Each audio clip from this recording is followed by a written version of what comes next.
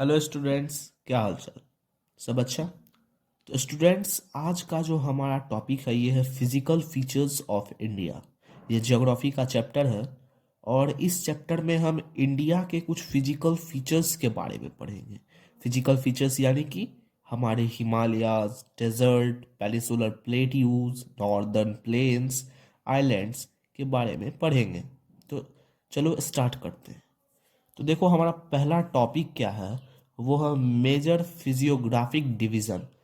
तो पहले देख लेते हैं किन सब चीज़ों के बारे में पढ़ेंगे, कौन सा फिजियोग्राफिक डिवीजन है। तो देखिए, हिमालयाज है हमारा फर्स्ट मेजर फिजियोग्राफिक डिवीजन, फिर नॉर्दर्न प्लेन, फिर डेजर्ट, आइलैंड, पेनिसुलर प्लेट्यू, और लास्ट में आता है the western Ghats and the eastern Ghats. ये इसे हम कोस्टल प्लेन्स के नाम से भी जानते हैं। ये बड़ा नाम है तो आप सीधे कोस्टल प्लेन याद रखें। तो आपको मैं बता दूं कि ये इंडिया जो है, सिर्फ वर्ल्ड का ऐसा इंडिया ही कंट्री है जहाँ पे ये सभी फिजियोग्राफिक डिवीज़न पाए जाते हैं। नहीं तो किसी देश में अगर हिमालय है तो डेजर्ट नहीं होंगे, डेजर्ट है तो आइलैंड नहीं है, उसके पास आइलैंड है तो आपको कोस्टल प्लेन्स होंगे, लेकिन नॉर्दर्न प्लेन्स नहीं है, किसी के पास कोस्टल प्लेन्स भी नहीं है। तो इंडिया ही एक ऐसा कंट्री है जिसके पास ये सभी चीज़ें मौजूद हैं। तो चलो स्टार्ट करते हैं। तो पहला हम समझते हैं कि concept of tectonic plates. Concept of plate tectonic. तो देखो, टेक्टोनिक प्लेट जो ये तीन पार्ट्स में डिवाइड है: कन्वर्जिंग प्लेट, डाइवर्जिंग प्लेट और ट्रांसफॉर्म प्लेट। तो पहले ये समझते हैं कि मिलियंस ऑफ ईयर्स पहले जो हमारा अर्थ था कुछ ऐसा था, जहाँ पे अभी तो यहाँ पे बहुत सारे कॉन्टिनेंट्स हैं, लेकिन तभी जो था एक सभी कॉन्टिनेंट आपस में जुड़े हुए थे और उसे सुपर कॉन्टिनेंट के नाम से जाना जाता था, जिसका नाम था पेंजिया लैंड। तो देखो, पहले जो थे सभी लैंड एक साइड थे, सभी लैंड आपको एक साइड थे और वाटर्स आपको एक साइड थे। तो इस लैंड को सुपर कॉन्टिनेंट कहा जाता था, नाम था पेंजिया लैंड। लेकिन हम जानते हैं कि अर्थ का जो ऊपरी सतह होता है ये किस चीज से बना हुआ रहता है? क्रस्ट से बना हुआ रहता है। तीन सतह होता है, एक सबसे बीच में, उसे हम कोर कहते हैं, उसके ऊपर मेंटल, फिर होता है क्रस्ट। तो क्रस्ट जो होता है वो लैंड होता है, और ये जो है बहुत सारे पार्ट्स में टूटा और टेक्टोनिक प्लेट्स बना। क्या बना? Tectonic plates. समझे स्टूडेंट्स? तो अब इसमें जो है, अब हम समझेंगे कन्वर्जिंग प्लेट क्या होता है, डाइवर्जिंग प्लेट क्या होता है और ट्रांसफॉर्म प्लेट क्या होता है। So let's go. हाँ, तो स्टूडेंट्स समझते हैं कन्वर्जिंग प्लेट का कॉन्सेप्ट। तो देखिए स्टूडेंट्स, दो प्लेट्स हैं, हमारे दो प्लेट्स हैं। एक है हमारे डेंस प्लेट और एक है हमारे लाइट प्लेट। इसे 3D बना देते हैं। तो देखिए स्टूडेंट्स, ये है डेंस प्लेट और ये है लाइट प्लेट। ये क्या है? डेंस। और ये क्या है? Light plate.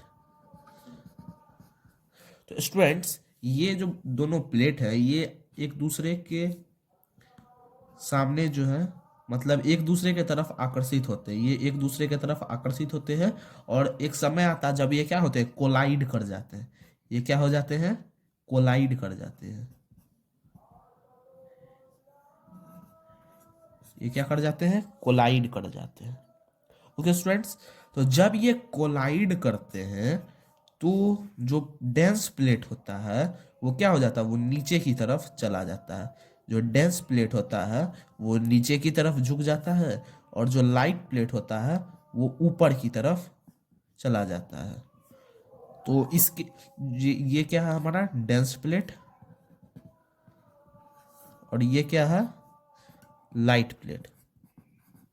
तो जो डेंस प्लेट होता है वो क्या होता है? नीचे की तरफ चला जाता है, और लाइट प्लेट क्या होता है? ऊपर की तरफ चला जाता है। तो फिगर कैसा बनेगा? फिगर बनेगा हमारा डेंस प्लेट, सॉरी, जो डेंस प्लेट है वो कुछ ऐसे, और जो लाइट प्लेट है कुछ ऐसे। कुछ ऐसे फिगर बनेगा। डेंस प्लेट जो है नीचे की तरफ, और लाइट प्लेट क्या होगा? ऊपर की तरफ। ये क्या है? Dense plate. और ये क्या है? Light plate. तो देखिए स्टूडेंट्स, यहाँ पर जो ये दोनों एक दूसरे के ऊपर हैं, तो यहाँ पे एक फोल्ड क्रिएट होता है। ये क्या होता है? एक फोल्ड क्रिएट होता है। तो इस चीज को हम क्या कहते हैं? फोल्ड। इसे क्या कहते हैं? फोल्ड। ओके स्टूडेंट्स, इसे क्या कहते हैं हम? फोल्ड। और ये जो आपको प्रोसेस हुआ है, ये जो पूरा प्रोसेस हुआ है, इसे हम कहते हैं सबडक्शन।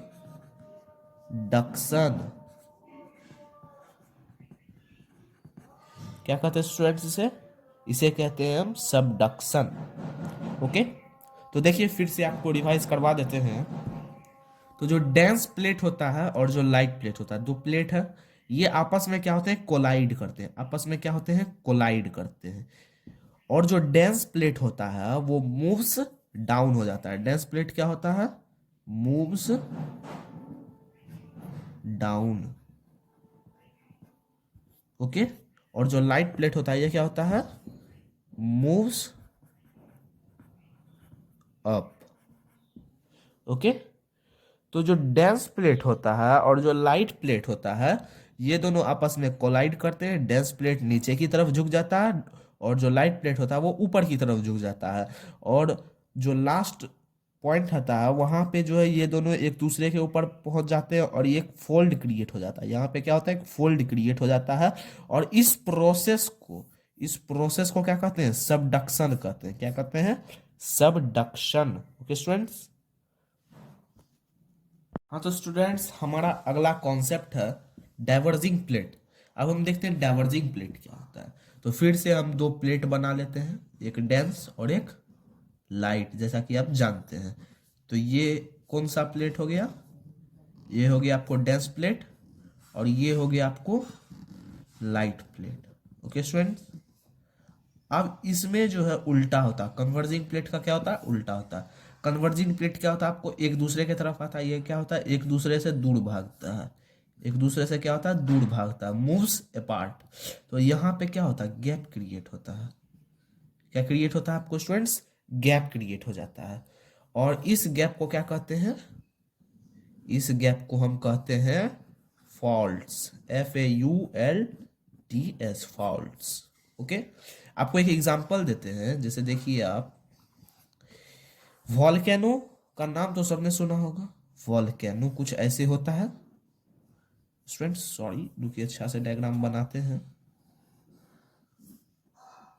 वॉल्केनो कुछ ऐसे अर्थ के अंदर होता है और इसमें जो है आपको लावा, इसमें आपको मैग्मा भरा हुआ होता है। क्या भरा हुआ होता है? मैग्मा। क्या भरा हुआ होता है? मैग्मा भरा हुआ होता है। और ये क्या आपको? वॉल्केनो है। डायग्राम पे मत जाइएगा स्टूडेंट्स, आप कॉन्सेप्ट समझिए। तो देखिए यहाँ पे डाइवर्जिंग प्लेट होता है। क्या होता है? डाइवर्जिंग प्लेट होता है, भरा हुआ होता है डाइवर्जिंग प्लेट। वॉल्केनो इरिप्शन किसके कारण होता है? डाइवर्जिंग प्लेट के कारण होता है। तो ये जो डाइवर्जिंग प्लेट है ये दोनों मूव्स अपार्ट हो जाता है, अलग अलग जाने लगता है। क्या होता है? अलग अलग हो जाता है, दूर भागने लगता है। ये इधर, ये इधर। तो ये मैग्मा क्या होता है? ये ऊपर आने लगता है। ये कैसे क्या होता है? ऊपर आने लगता है। और जो ये ऊपर आने लगता है और लास्ट में क्या होता है? ये इरिप्शन होता है, वॉल्केनो इरिप्शन होता है, जिसके कारण जितना भी मैग्मा वो बाहर आ जाता है। और क्या इसे कहते हैं हम लोग? इसे हम लोग कहते हैं लावा। ओके स्टूडेंट्स, इसे क्या कहते हैं? लावा कहते हैं। अब देखिए लावा और मैग्मा में दो डिफरेंसेस आपको मैं बताता हूँ। कुछ डिफरेंस नहीं होता लावा और मैग्मा में, कंसेप्ट आप समझिए। जब लावा, लावा क्या होता है? ना ही सॉलिड होता है ना ही लिक्विड होता है। तो जब लावा वॉल्केनो के अंदर रहता है ना, तो उसको कहते हैं मैग्मा। उसको क्या कहते हैं? मैग्मा कहते हैं। और जो बाहर, जब इरिप्शन होने के बाद जो बाहर आ जाता है तब होता है लावा। ओके स्टूडेंट्स, कुछ अंतर नहीं है, कुछ डिफरेंस नहीं है। अंदर में रहा वोल्केनो के, मैग्मा कहलाएगा, बाहर आया लावा हो जाता है। बस इतना ही है हमारा डाइवर्जिंग प्लेट। हाँ, तो स्टूडेंट्स देखिए हमारा जो अगला कॉन्सेप्ट है वो है ट्रांसफॉर्म प्लेट। अब देखिए इसमें भी वैसा ही है, एक डेंस प्लेट होता है। एक क्या होता है? डेंस प्लेट होता है। ओके, और एक होता है हमारा लाइट प्लेट, लेकिन ना ही ये एक दूसरे से दूर भागता है, ना ही एक दूसरे के नज़दीक आता है। ये कुछ इसका स्ट्रक्चर कुछ ऐसा होता है।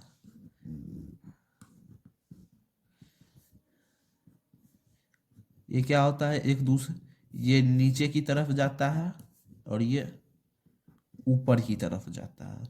ओके, तो ये जो नीचे की तरफ जाएगा, एक नीचे की तरफ जाता है, एक ऊपर की तरफ जाता है, तो यहाँ पे एक गैप क्रिएट हो जाता है। क्या क्रिएट हो जाता है? एक गैप क्रिएट हो जाता है। और इस गैप को क्या कहते हैं? इस गैप को कहते हैं फॉल्ट्स, FAULTS। और ये जो गैप है ये can result in an earthquake.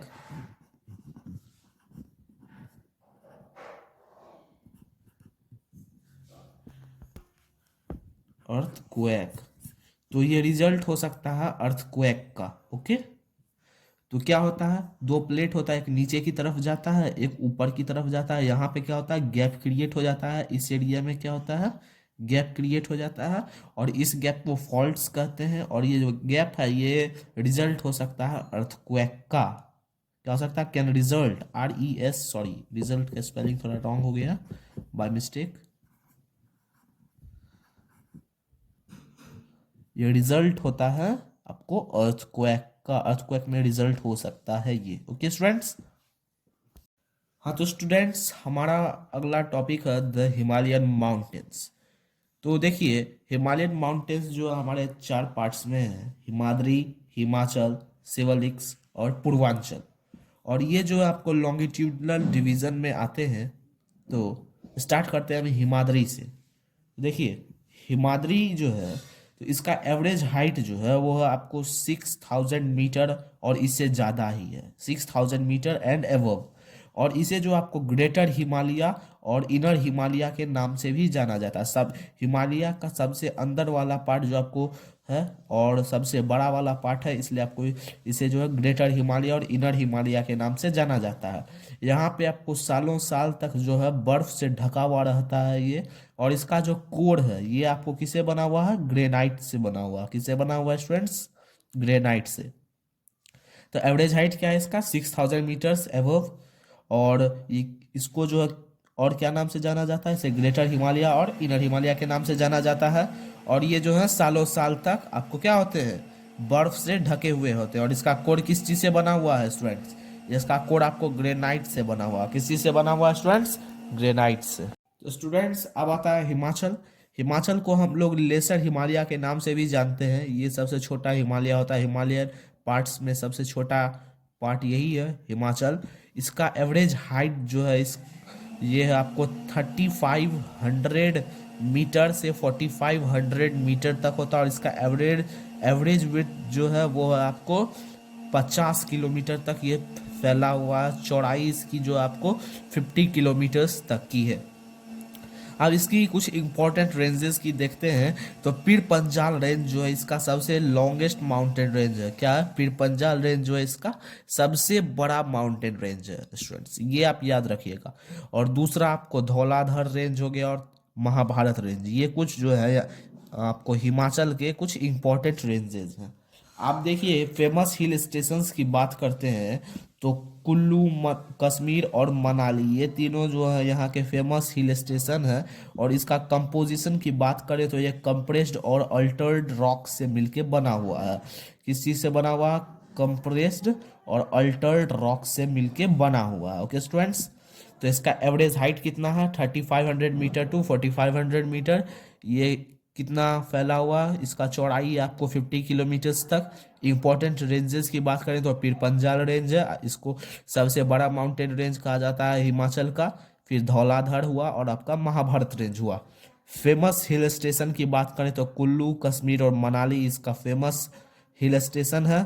और कंपोजिशन की बात करें तो ये कंप्रेस्ड और अल्टर्ड रॉक से मिलके बना हुआ है। ओके स्टूडेंट्स, तो अगला टॉपिक देखते हैं, वो है सिवलिक्स। देखिए, शिवालिक्स जो है ये एक आउटर मोस्ट हिमालयाज है, आउटर मोस्ट हिमालय के नाम से जाना जाता है। इसका एवरेज हाइट जो है ये आपको 900 मीटर से 1100 मीटर्स तक है। ओके स्टूडेंट्स, और इसका एवरेज विड्थ जो है वो है 10 किलोमीटर से 50 किलोमीटर्स तक ये फैला हुआ है। और इसका कंपोजिशन जो है वो आपको रॉक्स और सैंड्स है जो कि रिवर के द्वारा लाया जाता है। आपको मैं बता दूं कि रिवर्स जो जब आती है तो वो अपने साथ रॉक्स और सैंड्स को कैरी किए हुए आती है। ओके स्टूडेंट्स, तो अगला टॉपिक देखिए स्टूडेंट्स, वो है regional division of Himalaya. Himalaya का देखिए रीजनल डिवीजन, तो इंदस से सतलज के बीच में पंजाब हिमालय आता है, और सतलज काली के बीच जो आपको कुमाऊं हिमालय आता है, काली तीस्ता के बीच आपको नेपाल हिमालय आता है, और तीस्ता दिहांग के बीच असम आता है। आपको इसका एक ट्रिक बताते हैं। इंदस और सतलज, आई से आप इडली याद रखो, और सांभर से, एस से आप सांभर याद रखो। इडली सांभर आप जो है पंजाब में जाओ, वहां पे आपको नहीं मिलेगा, ठीक ना भाई। इडली सांभर आपको कहाँ नहीं मिलता, पंजाब में मेनली ना ही मिलता है, कहीं मिल भी जाएगा लेकिन पंजाब में ना के बराबर मिलता है।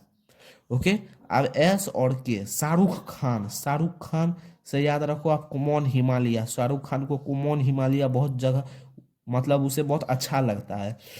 के टी, एक कल्लू टकला है नेपाल का, जो है आपको वो डॉन है था, तो वो कहाँ का है, नेपाल का। कौन, कल्लू टकला। के फोर काली, टी फोर तीस्ता।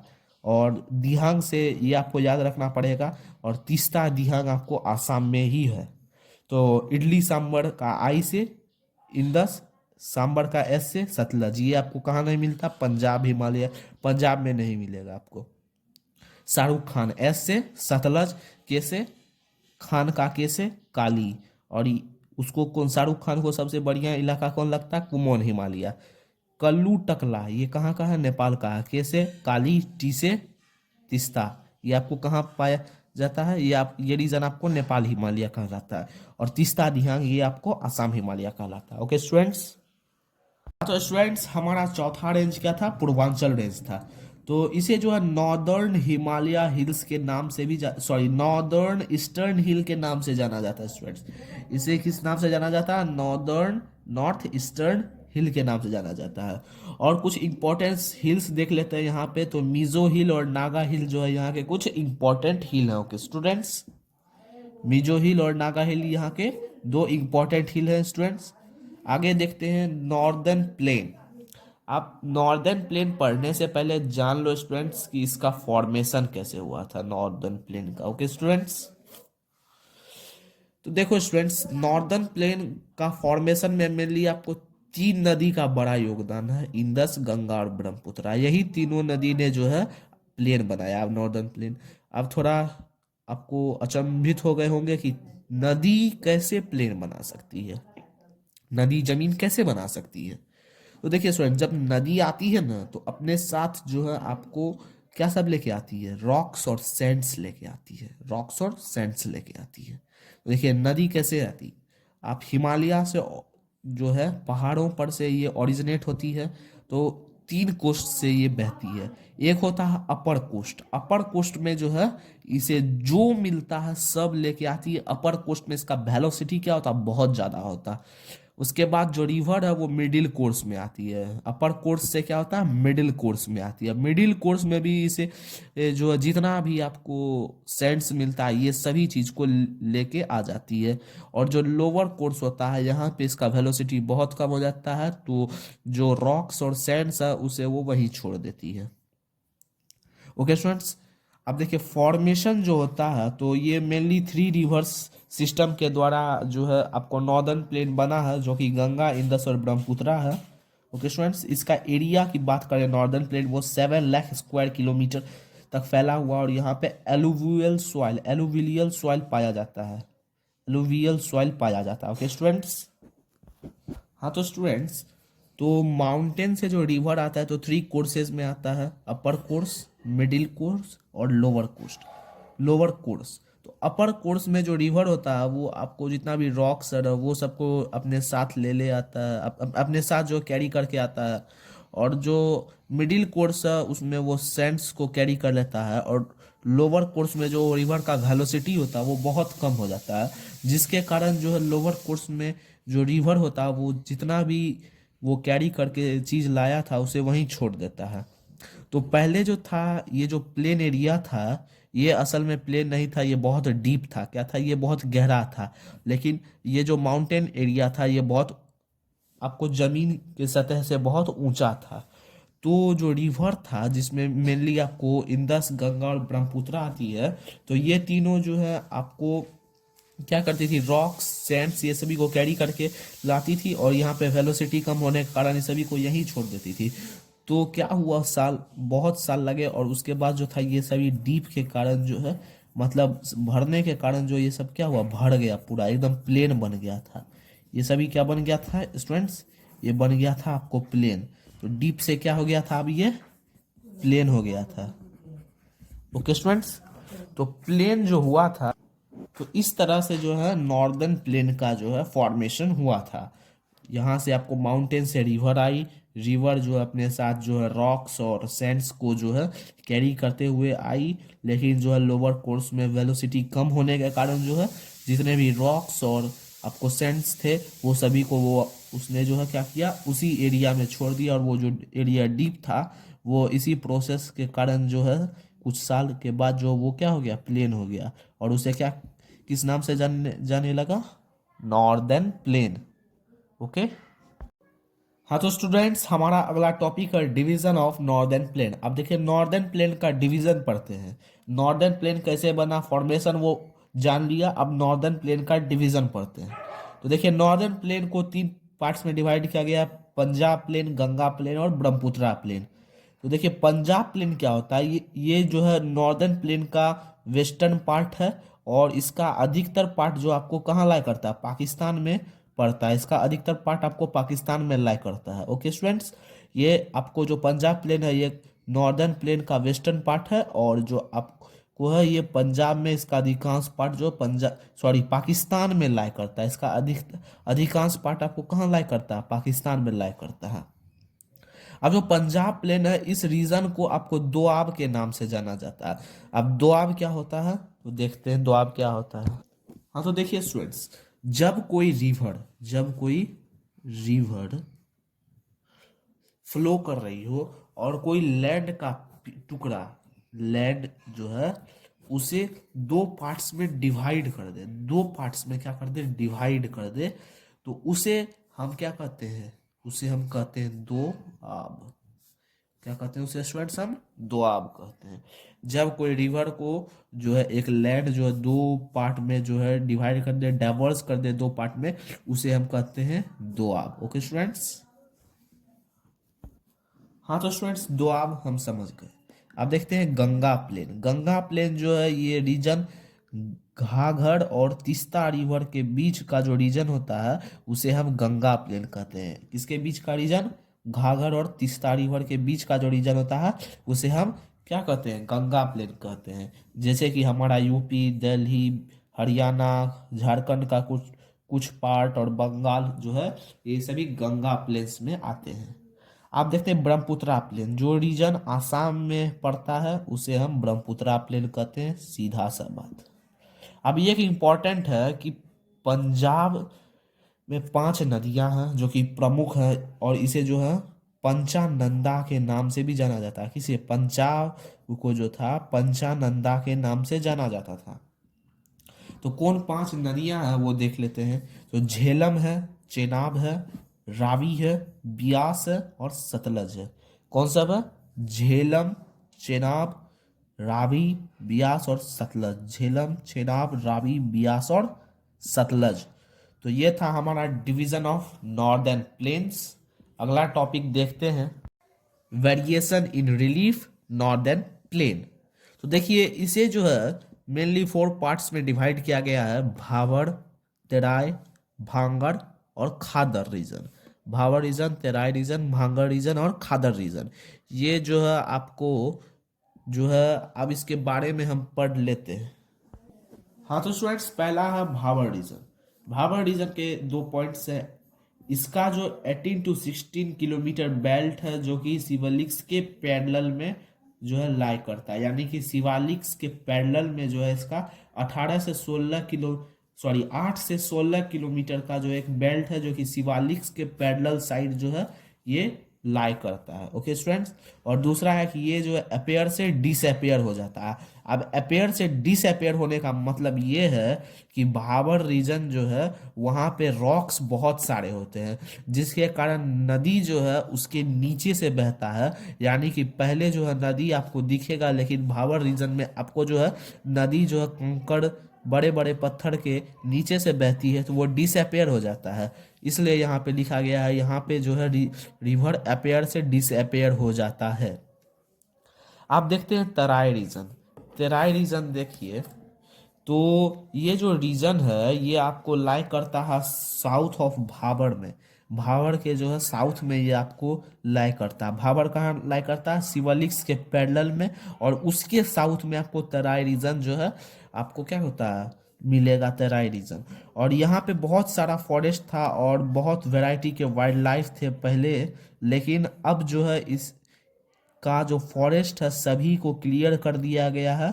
और ये जो लैंड है एग्रीकल्चर के लिए है। ये एरिया आपको बहुत जो है दलदल सा है, मडी एरिया है, मार्शी एरिया है। यहाँ पे बहुत दलदल फैला हुआ होता है। और दुधवा नेशनल पार्क जो कि यूपी में है, यूपी में भी तराई रीजन आता है। और दुधवा नेशनल पार्क वहाँ का एक फेमस नेशनल पार्क है स्टूडेंट्स। अब देखते हैं भांगड़ रीजन। कौन रीजन है? भांगर रीजन। तो देखिए ये जो है ओल्ड एलुवियल सॉइल होता है। एलुवियल सॉइल होता है, यहाँ पे ओल्ड एलुवियल सॉइल होता है स्टूडेंट्स। और ये जो आपको कल्टीवेशन के लिए फिक्स्ड नहीं होता है। इसका जो आपको मतलब कि सैंड है, यहाँ पे आपको कैल्केरस पाया जाता है, जिसे हम कैल्शियम कार्बोनेट कहते हैं, या आप अपने भाषा में कंकड़ कह दो। तो यह ये जो आपको एरिया है यहाँ पे आपको कल्टीवेशन अच्छी नहीं होती है, ना के बराबर होती है। क्यों? क्योंकि इसका जो आपको सैंड है, तो वहाँ पे आपको कैल्शियम कार्बोनेट बहुत है, कंकड़ बहुत मिलेगा आपको। Okay students. हाँ, तो आगे है हमारा खादर। खादर जो एक न्यू एलुवियल सॉइल होता है, और ये जो है कल्टीवेशन के लिए बहुत बढ़िया होता है। ये हर साल जो है इस रीजन में हर साल आपको जो एलुवियल सॉइल है वो चेंज होते रहता है। यानी कि यहाँ पे एलुवियल सॉइल कभी पुराना नहीं होता है। अब हर साल चेंज कैसे होते रहता है? तो मेनली ये फ्लड एरिया में पाया जाता है। कहाँ पाया जाता है? ये फ्लड एरिया में। अब जो फ्लड आएगी तो नदी जो अपने साथ सॉइल कंटेन करती है, और वो जो सॉइल है वो आपको फ्लड जब आता है तो वो सॉइल क्या होता है, एक थीन लेयर बैठा देता है जमीन पे। नदी जाती है तो थोड़ी ना अपने साथ फिर से वो सॉइल लेके जाती है, वो सॉइल को वहीं छोड़ देती है। तो एक थीन लेयर बैठ जाता है, और उसे एलुवियल सॉइल जो है, इसी तरह से एलुवियल सॉइल जो है हर साल जो है चेंज होते रहता है। यहाँ पे इस के जमीन में, खादर जमीन में जो है आपको बहुत कम कंकड़ मिलेंगे, बहुत कम, ना के बराबर कंकड़ मिलेंगे। आप देखिए नॉर्दर्न प्लेन होता क्या है स्टूडेंट्स। नॉर्दर्न प्लेन का डिफिनेशन ले लो आप, काम आएगा। तो देखिए नॉर्दर्न प्लेन जो है it is a physiographic division form by the deposition of sediments brought down by three major rivers Indus, Ganga and Brahmaputra. वैसे नॉर्दर्न प्लेन का आप अगर कॉन्सेप्ट अच्छे से समझेंगे तो डिफिनेशन आप खुद पढ़ ही खुद बना सकते हो, लेकिन फिर भी आप रख लो डिफिनेशन। तो ये एक फिजियोग्राफिक डिवीजन है। ये क्या है? फिजियोग्राफिक डिवीजन है। फिजियोग्राफिक डिवीजन में बहुत सारे आते हैं, उसमें एक नॉर्दर्न प्लेन भी है। तो ये एक फिजियोग्राफिक डिवीजन है जो कि form by deposition of sedimentation. ये जो बना है तीन मेजर रिवर के सेडिमेंटेशन के जो डिपोजिशन है उसके कारण बनाया। इंदस, गंगा और ब्रह्मपुत्रा जो आई थी तो अपने साथ क्या सब लाई थी? रॉक्स और सैंड्स लाई थी। तो ये सभी जो है उस डीप एरिया में जा के जो है फिक्स हो गया, डिपॉजिट हो गया, और वहां पे जो है वो डीप एरिया भर गया, और वो क्या बन गया? एक नॉर्दर्न प्लेन बन गया स्टूडेंट्स। आज का लेक्चर यही समाप्त होता है। अब मिलेंगे अगले लेक्चर में, तब तक स्वस्थ रहें, अच्छे रहें, टाटा बाय बाय।